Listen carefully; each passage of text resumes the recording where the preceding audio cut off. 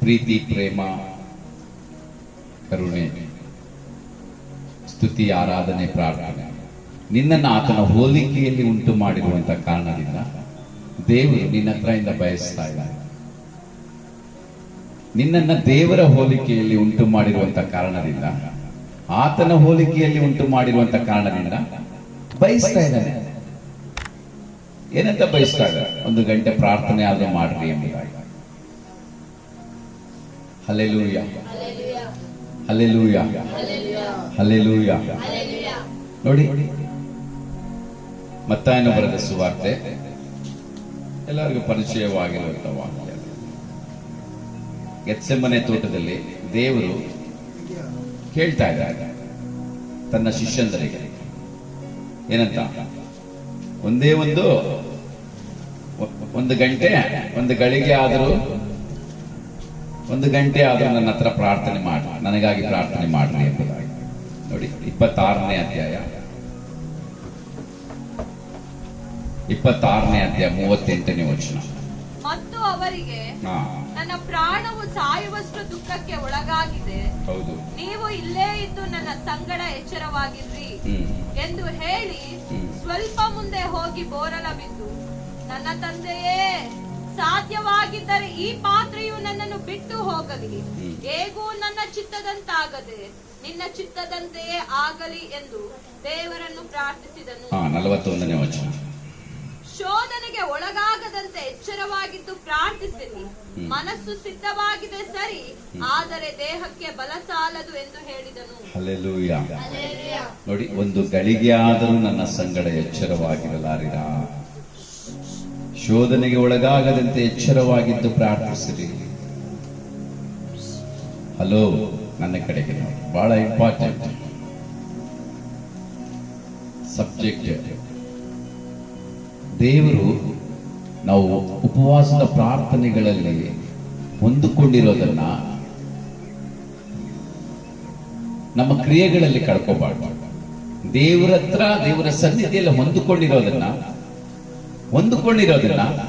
ದೇವರಿಗೆ ಇಷ್ಟ ಇಲ್ಲದೆ ಇರುವಂತಹ ಕಾರ್ಯಗಳು, ಕ್ರಿಯೆಗಳು ಮಾಡಿ ನಾವು ಕಳ್ಕೋಬಾರ್ದು. ಹಲ್ಲೆಲೂಯ. 1 ಗಳಿಗೆ ಆದರೂ ನನಗೋಸ್ಕರ ಎಚ್ಚರವಾಗಿದ್ದು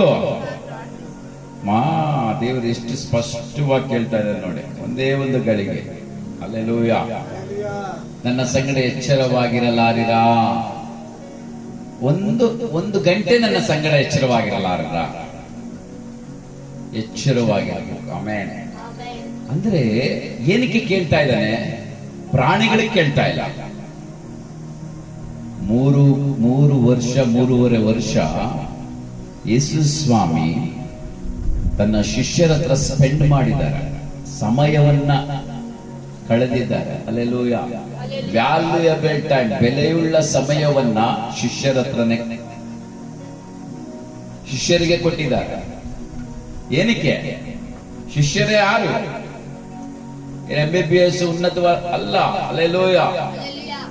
ಅದ್ರಲ್ಲಿ 1-2 ಇರ್ತಾರೆ, ನಾವು ಮೀನ್ ಹಿಡಿಯುವಂತವ್ರು. ಹಲ್ಲೆಲೂಯ. ಸುಂಕದವರು ನೋಡಿ. ಹಲ್ಲೆಲೂಯ. ನೋಡಿ, ಪ್ರಿಯ ದೇವರ ಮಕ್ಕಳೇ, ಅಂತವ್ರ ಹತ್ರ ದೇವರು ಸ್ಪೆಂಡ್ ಮಾಡುವಂತ ಕೃಪೆಯನ್ನು ಕೊಟ್ಟಿದ್ದಾರೆ. ಆಮೆನ್. 12 ಜನ ಶಿಷ್ಯಂದ್ರ ಹತ್ರ ಏನಕ್ಕೂ ಗಣನೆಗೆ ಬಾರದೇ ಇರುವಂತವರು, ಲೋಕದಲ್ಲಿ ಯಾವ ರೀತಿಯಲ್ಲಿ ಸ್ಥಾನ, ಮಾನ, ಪ್ರಭಾವ ಯಾವುದು ಇಲ್ಲದೆ ಇರುವಂತವರು,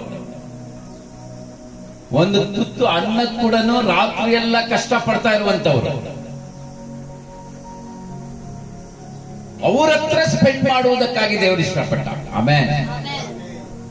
ಅವ್ರ ಹತ್ರ ಸಮಯವನ್ನ ಕಳೆದಿದ್ದಾರೆ, ಸಮಯವನ್ನ ಕೊಟ್ಟಿದ್ದಾರೆ. ಅವರಿಗೆ ಸಮಯವನ್ನ ಕೊಟ್ಟು ಪ್ರಾರ್ಥನೆ ಹೇಗೆ ಮಾಡೋದು ಎಂಬುದಾಗಿ ಕಲಿಸಿಕೊಟ್ಟಿದ್ದಾರೆ.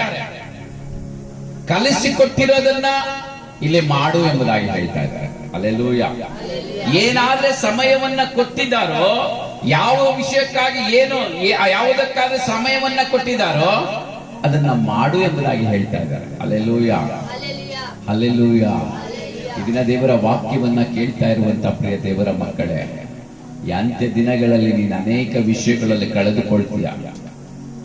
ದೇವರ ಹತ್ರದಿಂದ ಅನೇಕವುಗಳನ್ನ ಹೊಂದ್ಕೊಳ್ತೀಯ ದೇವರ ಸನ್ನಿಧಿಯಲ್ಲಿ. ಬಟ್ ಹೊರಗಡೆಗೆ ಹೋದ್ರೆ ಕಳ್ಕೊಳ್ತಾ ಇದೆಯಾ. ಕಾರಣ ಏನಂತ ಹೇಳಿದ್ರೆ ನೀನು ಎಚ್ಚರ ಇಲ್ಲದೆ ಇರುವಂತದ್ದೇ ಕಾರಣ ಆಗಿದೆ.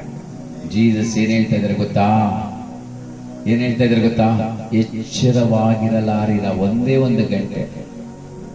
ಅಂದ್ರೆ ಶಿಷ್ಯರು ಆ ಒಂದು ಗಂಟೆನೂ ಎಚ್ಚರವಾಗಿ ಇಲ್ಲ. ನೋಡಿದ್ರ, ದುರಾದೃಷ್ಟವಶ ಈ ದಿನ ನಾವು ಕೂಡ ಅಷ್ಟೇ. ಒಂದು ಗಂಟೆ ಕರೆಕ್ಟ್ ಆಗಿ ನೀನು ಪ್ರಾರ್ಥನೆ ಮಾಡು ಅಂತ ಹೇಳಿದ್ರೆ, ಒಂದು ಗಂಟೆ ನೀನು ಕರೆಕ್ಟ್ ಆಗಿ ಕ್ರಮಶಿಕ್ಷಣವಾಗಿ ನಿನ್ನ ಮಾತುಗಳು, ನಿನ್ನ ಜೀವಿತ ಕರೆಕ್ಟ್ ಆಗಿ ಒಂದು ಗಂಟೆ ಕರೆಕ್ಟ್ ಆಗಿ ನಿನ್ನ ಆಲೋಚನೆ ಒಂದು ಗಂಟೆ ಕರೆಕ್ಟ್ ಆಗಿ ದೇವರ ಮೇಲೆ ನಿಲ್ಲಿಸು ಅಂತ ಹೇಳಿದ್ರೆ, ಪ್ರಾರಂಭದಲ್ಲಿ 10 ನಿಮಿಷ 20 ನಿಮಿಷದಾಗ ಕರೆಕ್ಟ್ ಆಗಿರ್ತೀಯ. ಆಮೇಲೆ ಎಚ್ಚರ ತಪ್ಪಿ ಬೇರೆ ಕಡೆ ಹೋಗ್ತಾ ಇರುತ್ತೆ. ನಿನ್ನ ಪ್ರಾರ್ಥನೆಯಲ್ಲೇ ನಿನ್ನ ಮನಸ್ಸು ಬೇರೆ ಕಡೆ ಹೋಗ್ತಾ ಇದೆ. ದುರಾದೃಷ್ಟವಶಾತ್ ಪ್ರಾರ್ಥಿಸುವಂತ ಕ್ರೈಸ್ತ ಸಭೆಗಳಲ್ಲೇ ಅನೇಕರು ಈ ಒಂದು ರೋಗಕ್ಕೆ ತುತ್ತಾಗಿದ್ದಾರೆ. ಬಿಡುಗಡೆ ಆಗ್ಬೇಕು. ಆಮೇನ್. ಈ 38ನೇ ದಿನ ನಿನ್ನ ಜೀವಿತದಲ್ಲಿ ಒಂದು ವಿಶೇಷ ಕಾರ್ಯಗಳನ್ನ ಮಾಡಲು ದೇವರು ಇಷ್ಟಪಡ್ತಾ ಇದ್ದಾನೆ. ಆಮೇನ್. Hallelujah, hallelujah.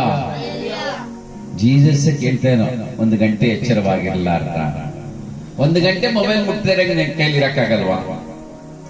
ಒಂದು ಗಂಟೆ ಕೆಟ್ಟದಾಗಿ ನಿನ್ನ ಮನಸ್ಸು ದೇವರ ಮೇಲೆ ದೇವರು ದೇವರು ದೇವರು ಎಂಬುದಾಗಿ ದೇವರ ಧ್ಯಾನದಲ್ಲಿ ಇರಕ್ಕಾಗಲ್ವಾ? ನೀನ್ ಕರೆಕ್ಟ್, ನೀನ್ ಪ್ರಾರ್ಥನೆಗೆ ಹೋಗ್ತಾ ಇದೀಯಾ, ಬೈಬಲ್ ಓದ್ತಾ ಇದೆಯಾ, ಪ್ರಾರ್ಥನೆ ಮಾಡ್ತಾ ಇದೆಯಾ, ಬಟ್ ಆ ಒಂದು ಗಂಟೆಯಲ್ಲಿ ನಿನ್ನ ಮನಸ್ಸು, ನಿನ್ನ ಆಲೋಚನೆ ಎಷ್ಟು ಸಾರಿ ಹೊರಗಡೆ ಹೋಗೈತೆ.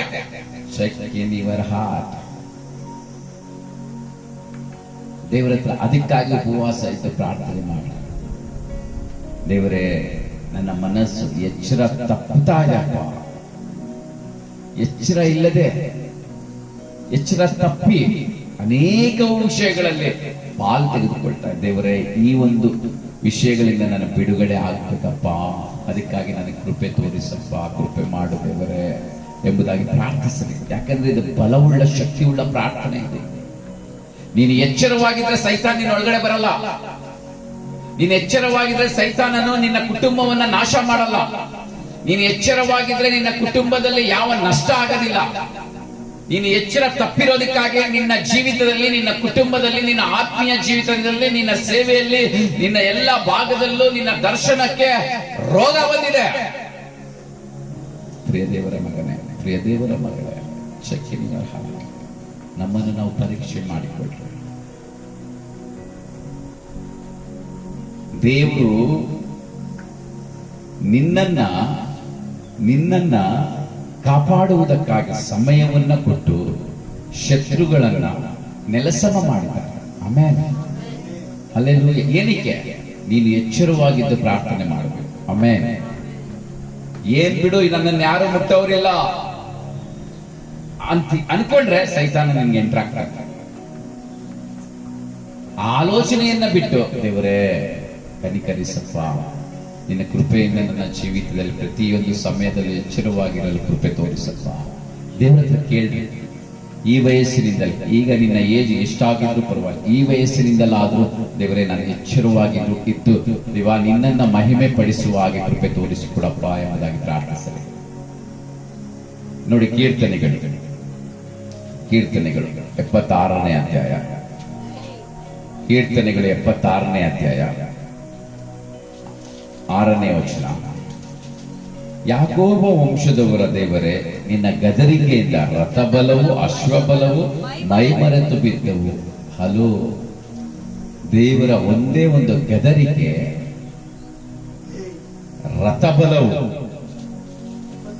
ರಥಬಲವು ಅಶ್ವಬಲವು ಮೈಮರೆತು ಬಿದ್ದವಂತೆ. ಆಮೇಲೆ ಅಷ್ಟು ದೊಡ್ಡದಾಗಿರುವಂತದ್ದು, ಬಲಿಷ್ಠವಾಗಿರುವಂತದ್ದೇ ಮೈಮರೆತು ಬೀಳ್ತಾ ಇದ್ದಾರೆ. ದೇವರ ಗದರಿಕೆಗೆ ಎಚ್ಚರವಾಗಿರುವಂತದ್ದು ಯಾವುದು? ರಥಬಲವು ಅಶ್ವಬಲವು ಮೈಮರೆತು ಬಿದ್ದವು. ಆಮೇಲೆ ದೇವರ ಗದರಿಕೆಗೆ ನಿನ್ನಲ್ಲಿ ನಿನ್ನ ಮನಸ್ಸಿನಲ್ಲಿ, ನಿನ್ನ ಜೀವಿತದಲ್ಲಿ ಯಾವುದು ಸ್ಟ್ರಾಂಗ್ ಆಗಿದೆಯೋ ಅವೆಲ್ಲ ಬಿದ್ದೋಗ್ಬಿಡ್ಬೇಕು. ಆಮೇನ್. ಆವಾಗಲೇ ನೀನು ಎಚ್ಚರವಾಗಿರಲು ಸಾಧ್ಯ. ಆಮೇನ್. Hallelujah, hallelujah. ದೇವರು ನಮಗೆ ಮಾರ್ಗಗಳನ್ನ ಸರಾಗ ಮಾಡ್ತಾ ಇದ್ದಾರೆ. ಆತನ ಸರಾಗ ಮಾಡೋದಕ್ಕೆ ನಾವು ಎಚ್ಚರ ಇಲ್ಲದೆ ಪುನಃ ನಮ್ಮ ಮಾರ್ಗಗಳನ್ನು ನಾವೇ ಮುಳ್ಳುಗಳನ್ನ ಅಡ್ಡವಾಗಿ ಹಾಕೊಳ್ತಾ ಇದ್ದಾರೆ. ನೀನು ಎಚ್ಚರವಾಗಿದ್ರೆ ಏನಕ್ಕೆ ಬರ್ತವೆ ನಿನ್ನ ದಾರಿಗೆ ಮುಳ್ಳುಗಳು? ನೀನು ಎಚ್ಚರವಾಗಿದ್ರೆ ನಿನ್ನ ಕುಟುಂಬಕ್ಕೆ ಏನಕ್ಕೆ ನಷ್ಟ ಆಗುತ್ತೆ? ನೀನು ಎಚ್ಚರವಾಗಿದ್ರೆ ಯಾಕೆ ನಿನ್ನ ಆಲಯದಲ್ಲಾಗಲಿ, ನಿನ್ನ ಕುಟುಂಬದಲ್ಲಾಗಲಿ, ನಿನ್ನ ಆತ್ಮಿಕವಾಗಿರುವಂತಹ ಪ್ರಗತಿಯಲ್ಲಾಗಲಿ ಯಾಕೆ ತೊಡಕುಗಳು ಉಂಟಾಗುತ್ತೆ? ಈ ದಿನ ನಿನ್ನ ಜೀವಿತದಲ್ಲಿ ಈ ತೊಂದರೆಯಿಂದ ಬಳಲುತ್ತಾ ಇದ್ದಾರೆ. ದೇವರ ಹತ್ರ ಕೇಳು, ದೇವರ ಒಂದೇ ಒಂದು ಗದರಿಕೆಯನ್ನ ನನಗೆ ಕೊಡಪ್ಪ. ನನ್ನ ಜೀವಿತಕ್ಕೆ ಒಂದೇ ಒಂದು ಸಲ ಗದರಿಸು. ರಥಬಲವು ಅಶ್ವಬಲವು ಮೈಮರೆತು ಬಿದ್ದವಂತೆ. ಆಮೆನ್. Hallelujah, hallelujah. ದೇವರ ವಾಕ್ಯವನ್ನ ಕೇಳ್ತಾ ಇರುವಂತ ಪ್ರಿಯ ದೇವರ ಮಕ್ಕಳೇ, ನಮ್ಮ ಜೀವಿತದಲ್ಲಿ ದೇವರಿಗೆ ಇಷ್ಟ ಇಲ್ಲದೆ ಇರುವಂತದ್ದೆಲ್ಲ ಬಿದ್ದೋಗ್ಬೇಕು. ಆಮೆನ್. ನೋಡಿ, ವಿಮೋಚನಾ ಕಾಂಡ 15ನೇ ಅಧ್ಯಾಯ 1ನೇ ವಚನ ಓದಿ. ವಿಮೋಚನಾ ಕಾಂಡ 15ನೇ ಅಧ್ಯಾಯ 1ನೇ ವಚನ. ಆಗ ಮೋಶೆಯು ಇಸ್ರಾಯೇಲ್ಯರು ಯೆಹೋವನ ಸ್ತೋತ್ರಕ್ಕಾಗಿ ಈ ಕೀರ್ತನೆಯನ್ನು ಹಾಡಿದರು. ಯೆಹೋವನ ಸ್ತೋತ್ರಕ್ಕಾಗಿ ಈ ಕೀರ್ತನೆಯನ್ನ ಹಾಡಿದರು. ಯೆಹೋವನ ಸ್ತೋತ್ರವನ್ನು ಗಾನ ಮಾಡೋಣ, ಯೆಹೋವನ ಸ್ತೋತ್ರವನ್ನ ಗಾನ ಮಾಡೋಣ. ಆತನು ಮಹಾಜಯಶಾಲಿಯಾದನು. ಕುದುರೆಗಳನ್ನು ರಾಹುತರನ್ನು ಸಮುದ್ರದಲ್ಲಿ ಕೆಡವಿ ನಾಶ ಮಾಡಿದ್ದಾನೆ. ಹಲ್ಲೆಲೂಯ. ನೋಡ್ರ, ನಿನಗೆ ವಿರೋಧವಾಗಿ ಬರ್ತಾ ಇರುವಂತದ್ದು ಎಲ್ಲವನ್ನು ಕೂಡ ಆತನ ಕೆಡವಿ ನಾಶ ಮಾಡ್ತಾ ಇದ್ದಾನೆ. ಕಾರಣ ಏನು? ನಿನಗೆ ಸಮಯವನ್ನ ದೇವರನ್ನೇ ನಿನಗೆ ವಿರೋಧಿಗಳು ಎದ್ದೋಳಿರುವಂತವರ ಜೀವಿತವನ್ನ, ನಿನಗೆ ವಿರೋಧಿ ಆಗಿರುವಂತವರನ್ನ ಸೈತಾನನ ನಾಶ ಮಾಡುವುದಕ್ಕಾಗಿ ದೇವರು ನಿನ್ನ ಪಕ್ಷದಲ್ಲಿ ನಿನಗೆ ಸಮಯವನ್ನ ಕೊಡ್ತಾ ಇದ್ದಾನೆ. ಆಮೆನ್. ನಾನು ನಿನ್ನನ್ನು ನೋಡಬೇಕು ಬಾ ಎಂಬುದಾಗಿ ಕರೀತಾ ಇದ್ದಾನೆ. ಬಂದಿರುವಂತ ಮಕ್ಕಳವರ ಜೀವಿತದಲ್ಲಿ ದೇವರು ಹೇಳುವಂತ ಮಾತು ಏನ್ ಗೊತ್ತಾ? ನಾನು ನಿನಗೆ ಸಮಯವನ್ನ ಕೊಡ್ತಾ ಇದ್ದೇನೆ. ಕಾರಣ ಏನ್ ಗೊತ್ತಾ? ನಿನಗೆ ವಿರೋಧಿ ಆಗಿರುವಂತದ್ದು ಅದು ಯಾವುದೇ ಆಗಿರಲಿ, ಅದನ್ನ ಸಂಪೂರ್ಣವಾಗಿ ಕೆಡವಿ ನಾಶ ಮಾಡ್ತೀನಿ. ಆಮೆನ್. ಯಾಕೆ ಒಬ್ಬಳೇ ಅಳ್ತಾ ಇದೀಯಾ? ಯಾಕೆ ಒಬ್ಬನೇ ನರಳ್ತಾ ಇದೀಯಾ? ನೀನು ಪ್ರಾರ್ಥನೆ ಮಾಡ್ತಾ ಇದೀಯಾ? ನೀತಿವಂತನು ಎಂದಿಗೂ ಕದಲುವುದಿಲ್ಲ. ನಿನ್ನ ಜೀವಿತದಲ್ಲಿ ನಿಜವಾಗೂ ನೀತಿ ಅನ್ನೋದಿದ್ರೆ ಖಂಡಿತವಾಗಿ ನಿನ್ನ ಪಕ್ಷದಲ್ಲಿ ಎದ್ದೋಳಿರುವಂತ ಯಾವ ವಿರೋಧಿ ಆಗಿರುವಂತ ಅದು ಎಂಥದೇ ಆಗಲಿ, ಅದು ಸಾಲಗಳ ರೂಪದಲ್ಲಿದ್ರೆ, ಮನುಷ್ಯರ ರೂಪಗಳಲ್ಲಿದ್ರೆ ವಿರೋಧಿ, ಮತ್ತು ಅನಾರೋಗ್ಯದ ಪರಿಸ್ಥಿತಿಯಲ್ಲಿದ್ರೆ, ಮತ್ತು ವಿರೋಧಿ ಆಗಿರುವಂತಹ ಸೈತಾನ ನಿನ್ನ ಕುಟುಂಬವನ್ನ ಮಾಟ ಮಂತ್ರಗಳು ಮತ್ತು ಯಾವ ಅಂಧಕಾರ ಶಕ್ತಿಗಳಿಂದ ಬಾಧೆ ಪಡಿಸ್ತಾ ಇದೆಯೋ ಅವೆಲ್ಲವನ್ನ ಕೆಡವಿ ನಾಶ ಮಾಡುವುದಕ್ಕಾಗಿ ನಾನು ನಿನಗೆ ಸಮಯವನ್ನ ಕೊಡ್ತಾ ಇದ್ದೀನಿ. ಆಮೆನ್. ಬಾ ಎಂಬುದಾಗಿ ದೇವರ ಆತ್ಮನು ಹೇಳ್ತಾ ಇದ್ದಾರೆ. Hallelujah, hallelujah. 21ನೇ ವಚನ ಓದಿ. 15-21. ಮಿರ್ಯಾಮಳು ಅವರ ಹಾಡಿಗೆ ಹೀಗೆ ಪಲ್ಲವಿ ಹಾಡಿದಳು. ಹೌದು. ಯೆಹೋವನನ್ನು ಗಾನ ಮಾಡಿರಿ. ಹೌದು. ಆತನು ಮಹಾಜಯಶಾಲಿಯಾದನು. ಕುದುರೆಗಳನ್ನು ರಾಹುತರನ್ನು ಸಮುದ್ರದಲ್ಲಿ ಕೆಡವಿ ನಾಶ ಮಾಡಿದ್ದಾನೆ. ನೋಡಿದ್ರ, ದೇವರ ಮಕ್ಕಳಿಗೆ ವಿರೋಧವಾಗಿ ಹಿಂದಟ್ಟಿ ಬರ್ತಾ ಇದ್ರು ಕೂಡ ಹಿಂದೆ ಬರುವಂತವರನ್ನ ನೀನ್ ನೋಡೋದಕ್ಕಾಗೋದಿಲ್ಲ. ನಿನ್ನೆ ಹಿಂದೆ ಏನ್ ನಡೀತಾ ಇದೆಯೋ, ವಿರೋಧಿ ಏನ್ ಪ್ಲಾನ್ ನಡೀತಾ ಇದೆಯೋ, ಪ್ಲಾನ್ ಮಾಡ್ತಾ ಇದ್ದಾನೆ ಎಂಬುದಾಗಿ ನೀನು ನೋಡೋದಕ್ಕಾಗೋದಿಲ್ಲ.